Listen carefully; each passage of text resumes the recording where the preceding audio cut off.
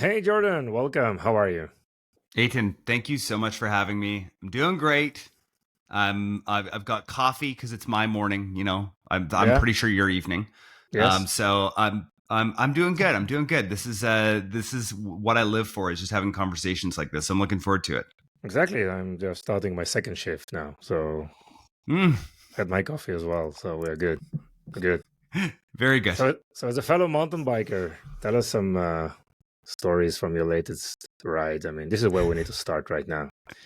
That sounds great. Well, so I did just come off of going to what I didn't really realize was like this world class mountain biking mecca called Cumberland.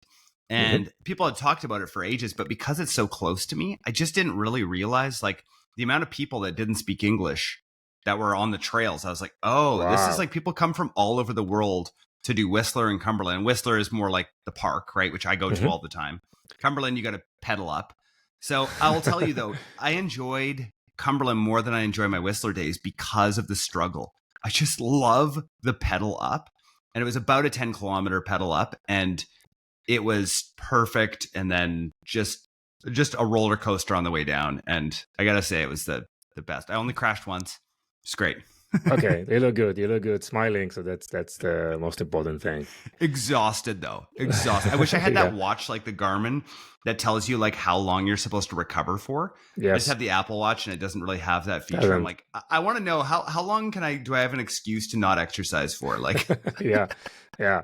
But there's not an excuse for podcasting, right? I mean, this is can we can always we could do this. do I'm that. sitting. It's good. Yeah. You're also hosting one of the top 50 podcasts in e-commerce, right? Secrets of scaling your e-commerce brand. So well done on that. Yeah, thanks. There's been so much growth over the years in that space, and it's funny. My mentor, one of the things that he's taught me over the years is he doesn't bet on anybody who makes a goal of a lagging goal, right? So like Hmm. being top 50 or being top whatever it is, or like losing weight, right? He's like, I wouldn't bet on you if you said you're going to lose 20 pounds. He said, but I would bet on you if you said you're going to do.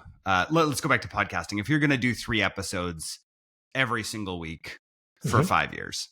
It's like, I'd bet on you because you're just going to Well, get better and better and better. And yeah. that's what I've done. So Yes. it's just like we're Yes. at like 600 episodes, and last month we had 200,000 downloads. I'm like, Wow. where are these coming from? Where are these people coming from? But I'll tell you, it's been incredible for, if anyone out there is thinking of starting a podcast, it is the secret hack of how to get influence, how to, and it's not just that, right? It's having these conversations with incredibly smart people, in-depth conversations, and then you're connecting and you're networking, and like Aiton and I will be friends after this, right? Like we wouldn't have if not, right? If it would Yeah. have just been a random LinkedIn message, we wouldn't have. And that's where podcasting gets you. I cannot recommend it enough. Hmm. Sure. Yeah. So 600 episodes. It's crazy. I remember. So I've started in November last year. And I think we're now recording our 110th episode or so. And I read, how to start a podcast and how to launch a company. It was really recommended to do 3 episodes and then publish them, right, to one of the RSS That's right. services. And I said, "Wow, 3 episodes! How can I do 3 episodes?" It was like a huge milestone, right, from 0 to Yeah. 3. And then I did a 3 episode, and then you read all the statistics, right? That 50 episodes is like 90% of the people stop after even 10 episodes. Okay, my next milestone, 10 episodes, and then 1,500. So I mean, it's nice. I mean, we publish like almost 3 episodes a week. It's amazing. As you said, that like you get free consulting almost, in every episode. You build relationship, expanding your network and your community. I mean, the benefits are really huge, right? It's for us, it's for Vimy, for the company, it's one of the major marketing vehicles as a whole, for our company. Totally. So And then you yeah, have listeners on top of that, right? yeah, People think like, oh, start a podcast for the listeners. I always think like, oh, that's a bit of a bonus. The fact like, oh yeah, yeah, you also have listeners, these people that like really trust you because it's the most authentic way that you can show up.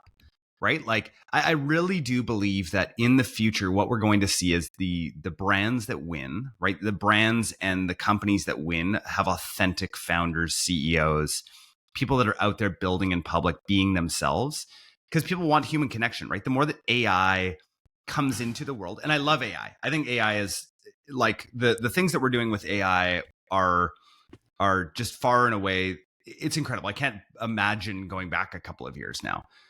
But what it's doing is it's trying to replace humans in certain ways that I don't think it can yet.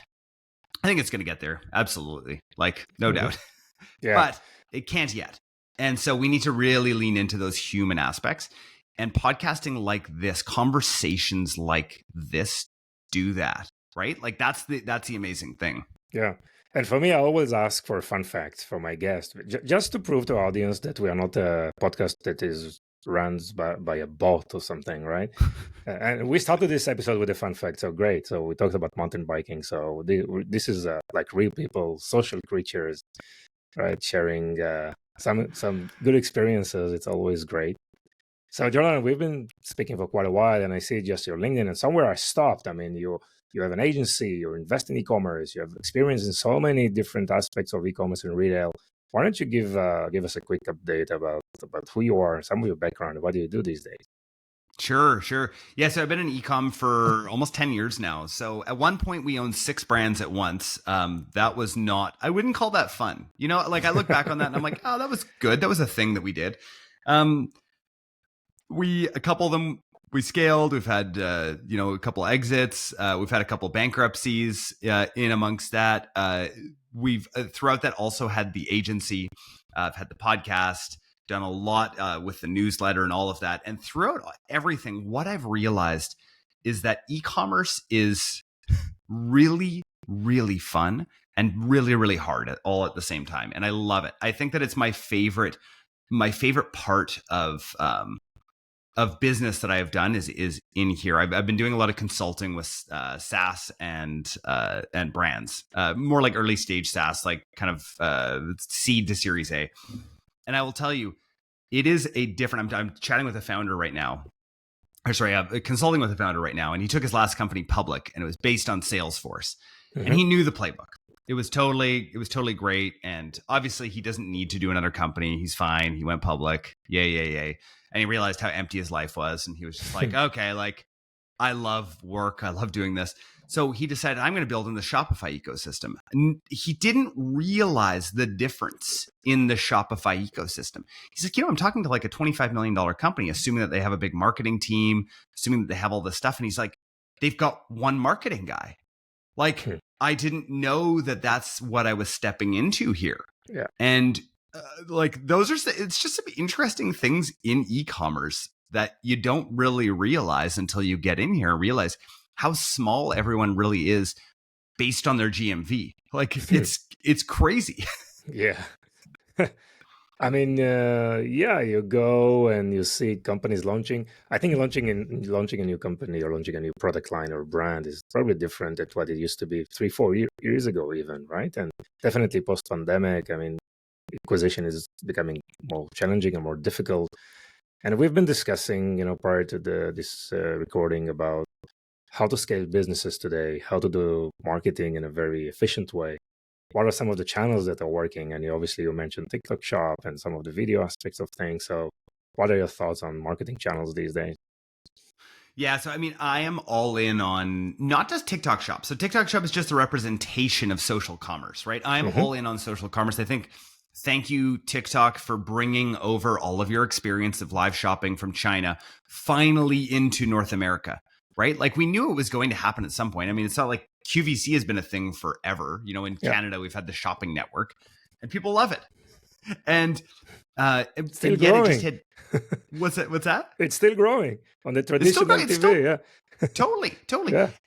And TikTok had to come in with TikTok Shop and finally crack that, right? And I'm not just talking about live shopping, but like I think what we're talking about still is this thing of authenticity with brands, right? There's a reason why TikTok Shop is doing so well, specifically on the live shopping side, right? When you look at GMV and where it's coming from right now, a ton of it is coming from live shopping. Now, a ton of it is also coming from ads, which people I don't think realize when they go over to TikTok Shop. It's like, hey, just so you know, you're also going to have to run a ton of ads. Now, we're working with some massive brands, like billions upon billions of dollars brands. They're having a really hard time convincing their teams to go all in on TikTok Shop, or even to dip their toes in, right? Because the problem is TikTok Shop started with a bunch of junk, right? It started with like a bunch of Temu, just garbage that people were trying to post out there with it. And so these big brands look and they're like, I don't know, like a buddy of mine and somebody I'm sure a lot of people follow, Paul, he owns a brand called BK Beauty. And Paul's done incredible. It was last October, I believe, when he really launched into TikTok Shop.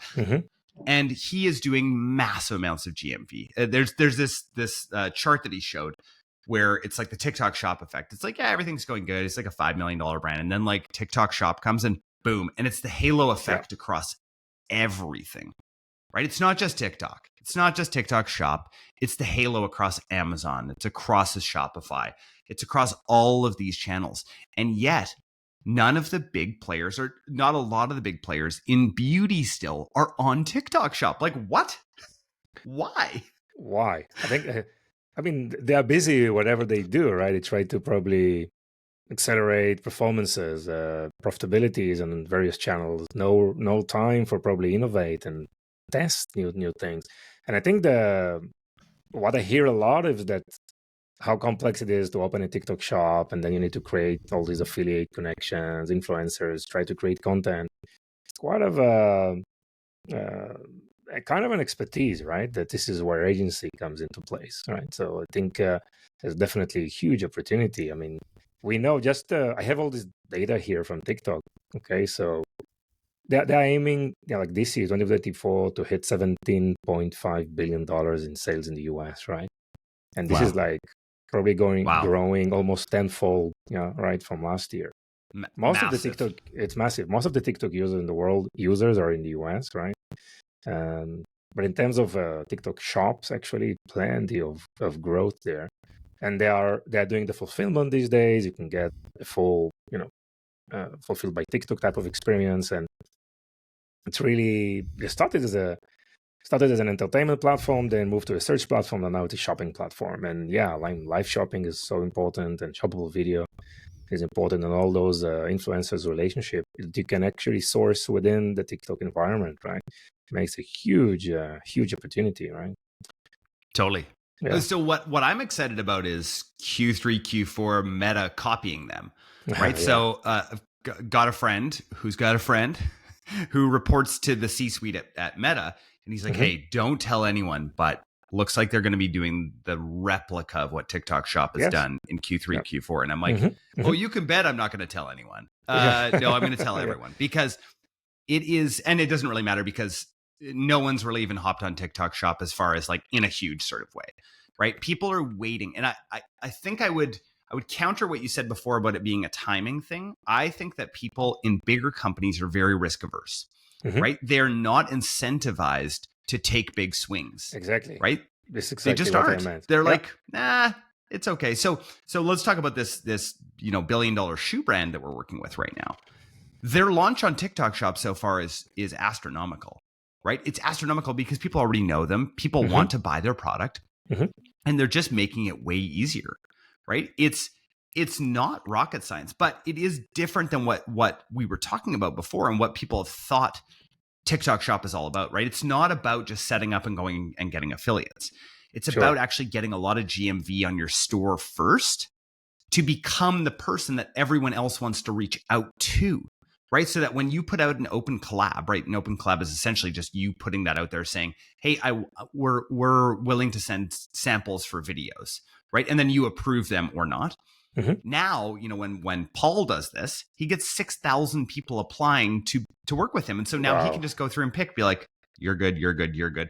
Versus the way that most brands are doing it is like, I'm going to go out there and I'm going to just reach out to every single affiliate using a bot, right? Just remember, that's red ocean now. I always am looking blue ocean, red ocean, right? It became a red ocean very fast with the bots that are out there. And I think most tactical sort of things become red ocean incredibly fast in this day and age versus these bigger strategic initiatives, right? And that's what I'm always looking at is like, where's the principle behind this? And the principle is, lo and behold, the same as it's been for hundreds of years, right? And it's about influence. It's about trying to be the person that wants to get reached out to versus the one that's doing the reaching out, right? It's about that. And so that's what I'm looking at when it comes to this. And just go back to marketing principles, right? You don't need to read the newest marketing books.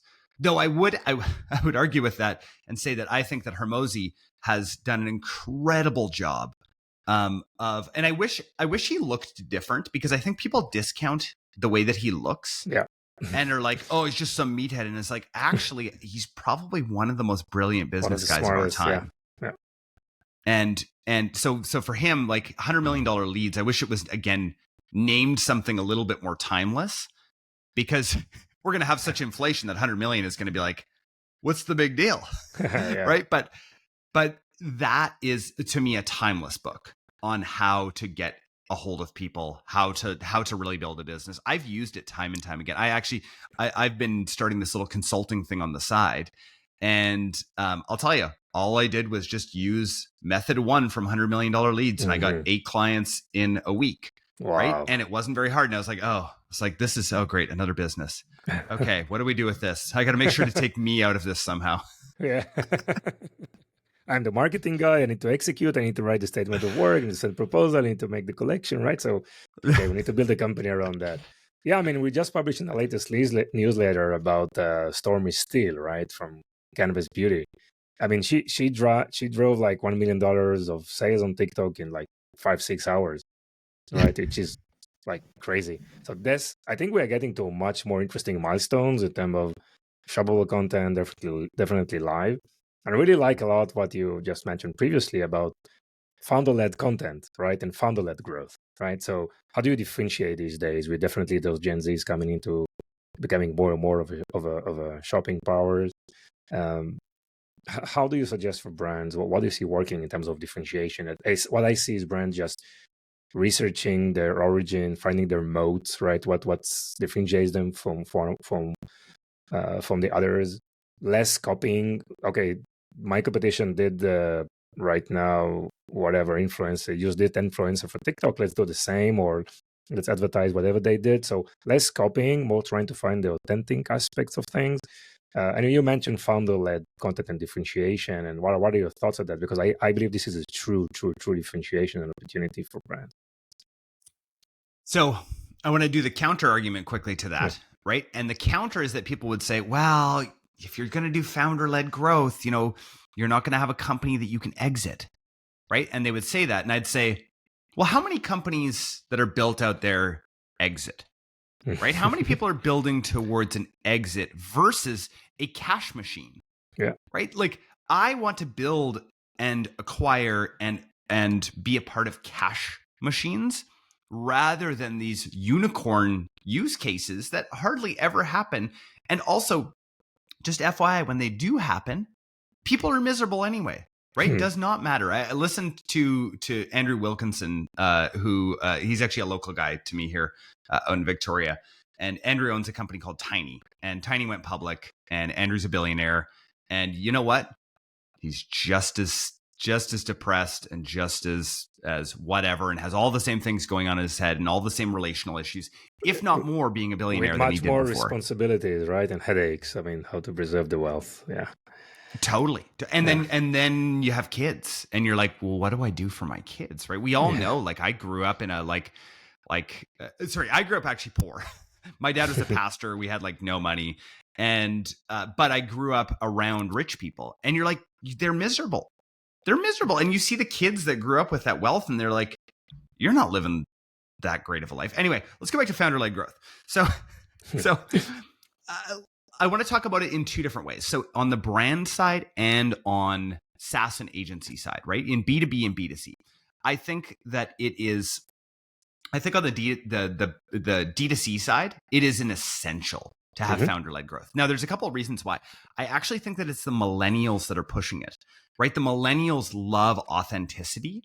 Now, they love authenticity, but really nicely curated authenticity, right? Not in the same way that Gen Z loves authenticity, right? Which is like I like to call ugly authenticity, right? Or like purposefully bad authenticity. It's like, I remember working with this guy on TikTok, and he and he was showing us some example videos, and he was showing ones that went viral, and it was for the slushy cup.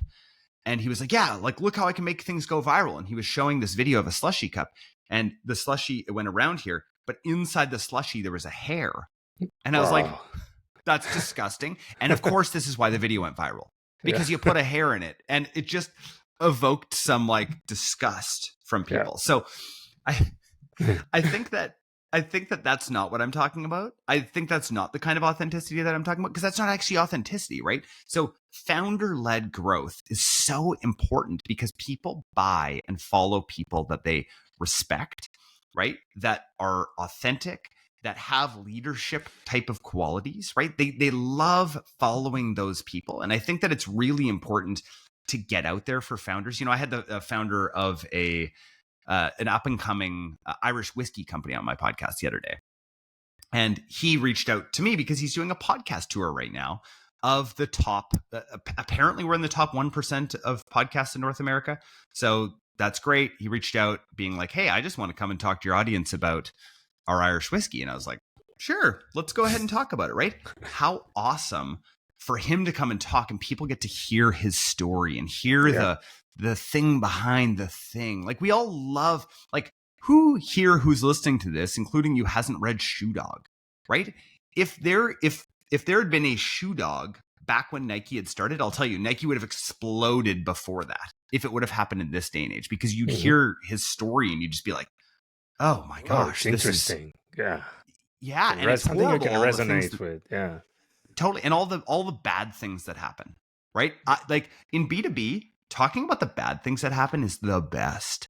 People love rooting for people who actually talk about the bad things, right? So like, that's another thing in, you know, if anyone in B2B is listening to this, like you're going to endear people so much more. Like creating a good quote here is like, create fans, not followers. Right? You want to create people who really love you and whatever this brand that you're building is, whether it's a personal brand, right, that you're building up to then go in and potentially sell other things or be able to like offer different things to the environment, right? So if people go the influencer route first, I think you can kind of do it together, right? And you can build things off of your personal brand.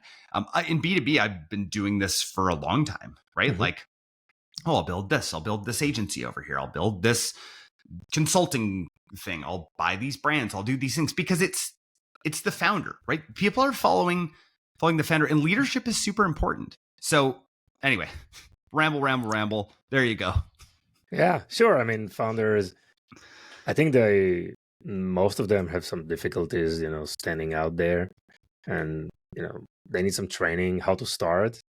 You know, anyone has its sweet spot, right? So are you more comfortable in front of a camera? Are you more comfortable in, you know, writing and blogging? Are you more comfortable going on podcast? But you have all these amazing tools that you can do today. I mean, these are like fundamentals for everything that you do. And obviously, if you start with advertising, I mean, having this organic effort benefits a lot, right? So that's massively. Yeah, it's massively, and having this earned, owned type of balance is so important, right? So yeah, and so I want to talk to you about the exit side of things, right? Because there are not too many exits right now, and obviously we talked about exit before. So exit is all about proving to the potential acquirer, that growth can be sustained, right? That you're already proving product market fit. There's a growth there, with diversity of channels. How do you see? I mean, we saw that valuation that went crazy a few years ago for brands and definitely for tech companies. What are your thoughts in terms of brand valuation? What's important for founders to figure out? Because I believe that anyone should start with some kind of a North Star or some kind of a list of potential acquirers, just to provide some direction where the company is going, right? How do you see this M&A industry, you know, lately? Yeah. So in brand world, it's very, very difficult right now. I would not put your company up for sale right now unless you're just done and you want to move on. So number one, has to be positive EBITDA, and positive EBITDA in a huge way, right? If you're under $1 million in EBITDA, just good luck. Like you're going to get maybe 2.5x right now. Yeah. Like maybe. And so that's about as good as you're going to get, which, I mean, for someone that could be great. So you're doing 500,000 in EBITDA. And again, most of the people in that space actually are not going to be EBITDA. They're going to be seller's discretionary earning, SDE. Right. So again, that's going to be maybe I'll get 2.5 of that, maybe. Yeah. And so my recommendation right now for brands that are doing less than, let's say 2 million of EBITDA, my recommendation is that you set up a management structure that can go without you, right? That the company can continue on without you. The reason being that no one wants to buy a company that is dependent on the founder. Now, not dependent on the founder from like an organic social standpoint, because that you can continue. You could have a contract, you could do something like that. Sure. It's really that the founder is the one that's actually pulling the entire company behind them, right? Right now at our agency, we're I don't even know how many employees, 30-ish employees right now. It's, to me, anyone out there, we're not acquirable right now because I am pulling the team, right? That is not the way that it should be, right? That is not the way that it should be. And somebody's not going to acquire your company if you are the one that is really at the forefront of all of it. So you do need to build some sort of management structure. It doesn't need to be massive. Again, e-commerce brands don't have to have huge amounts of operating expenses, specifically in labor. But that's a huge thing I look at. Another thing, and I saw somebody, I think it was on Twitter or LinkedIn or something this morning, talking about what they look at when they're buying companies. For me, average order value has to be above $70 US. Number two, gross margins need to be above 75% after a 20% discount. So that's essential for physical goods. For physical goods. Yeah. Wow. Okay. Yeah. Right. So it has to be. Otherwise, the numbers don't work. I've done this long enough. The numbers just don't work. And so I don't even look at companies like that. I looked at a sweet company the other day, really great, had some really cool licensing deals, and was just like definitely had the cool factor. Right away, I was like, oh, I want to buy this company. Oh, I love this idea. And then I looked and their gross margins were 40%. And I was like, why would I'm not even going to look any further into this. This is impossible. I'd have to cut their product costs by like 50% to even make it like, maybe I want to do this. Right. So that's one big thing. So you need to also then go and look and see, how is this going to plug into another company, right? So beauty is a really good example, right? If you're in the sort of like natural beauty side of things, or you have some sort of, most people in beauty are really good at finding that little niche, right? Find that and then think, who's going to buy us? Who would want to buy us that's upstream? And generally, you'll actually start acting a little bit differently because you'll be like, oh, we actually do need to differentiate. We're not just going to try and steal market share from this person because we actually want this person to buy us, right? Those are some of the thoughts that start to go through my mind. Yes. I see a lot of investment bankers these days. They don't see a deal, but they see some interesting company. Like you mentioned, it requires probably improvement in profitability. So they go there probably as a consulting opportunity, just be with the company for 1 year, 2 years, just to establish all the right processes, as you said, management, processes, growth, like operational efficiencies, and just build the companies to be ready for transaction, for exit transactions. So just being involved with these companies along the way, that's important. Also, I think diversification of channels, right? If you're successful only on Amazon or only because of those meta ads, that's a risk, right? You need to prove that you can grow multi-channel, and you can grow also from organic, and you have an established newsletter subscribers that are working with you on email marketing, and the retention is working very, very good. So yeah, obviously so many factors that are very important. So Jordan, tell us about the agency. What's the agency all about, and what are your type of services that you provide? Good question. So agency has been around for about 6 years now. We predominantly service brands really looking for some sort of growth in a lot of different ways. We tend to get a lot of brands. I don't know if you can see behind me here, agencies suck. A lot of brands have had really bad experiences in this sort of 2018 till now era. The reason being is that a lot of brands were like, hey, I need someone to help me out with ads and growth. Absolutely. Of course you do. Mm-hmm. The problem is the barrier to entry for agencies was so low that anyone could start an agency, right? They could start with themselves and one other person and just be like, hey, I'm going to do your ads, right? And it was so easy to do ads back in the day, right? Like anyone could you could chuck anything up and Facebook would find you customers. It's not that easy anymore. It's really not that easy anymore. And we have to go back to marketing principles and we have to be professionals, right? When it comes to this. And so what has happened is there's been this mass drop off of agencies, right? A huge drop off of agencies. And who is left now are the ones that are actually performing. And so we fit into that camp on both the performance side as well as the social commerce side. And it's really been very fun the last couple of years to be in this environment now where you are trusted by brands. And again, working with brands, as low as $5 million a year up until $1 billion brands, and really having that kind of relationship with them there. I remember I looked up to years ago, I looked up to Taylor Holiday at Common Thread Collective. And I was just like, man, if I could ever be anywhere close to there. And now, and I still consider Taylor much, much ahead of me, but we've been on each other's podcasts. We talk.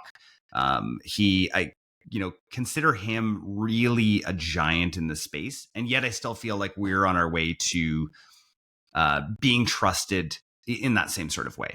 So, so that's a little bit about the agency. Social commerce is what we're going absolutely all in on. YouTube shopping, TikTok shop, all of these channels that I really think drive the halo effect of everything else. We're using some pretty cool tools. Prescient AI is one of them. Prescient. Really cool tool out there right now that's measuring these halo effects for brands spending $100K plus right now.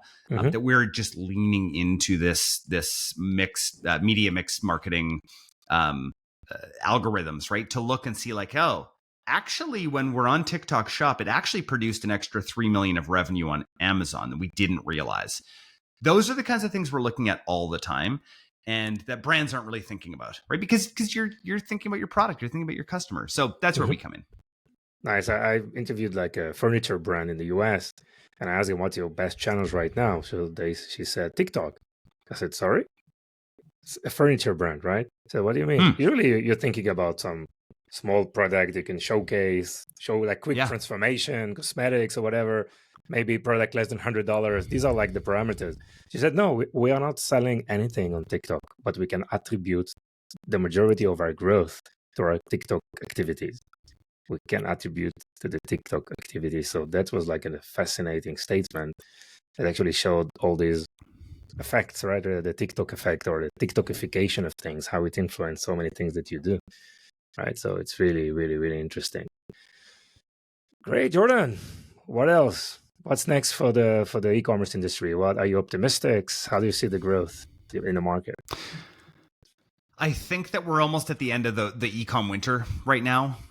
There's still massive growth. There's still absolutely massive growth. I think that there's going to be still a reckoning now with some of the lagging indicators. I think that any of the funding providers, most of the funding providers that are out there are done anyway, because they realized that now their models just didn't work. They weren't win-win, right? Shopify, I think, is going to be the last to come to this reckoning. And I will bet you that we're going to see Shopify be like, we're going to have to rethink our capital.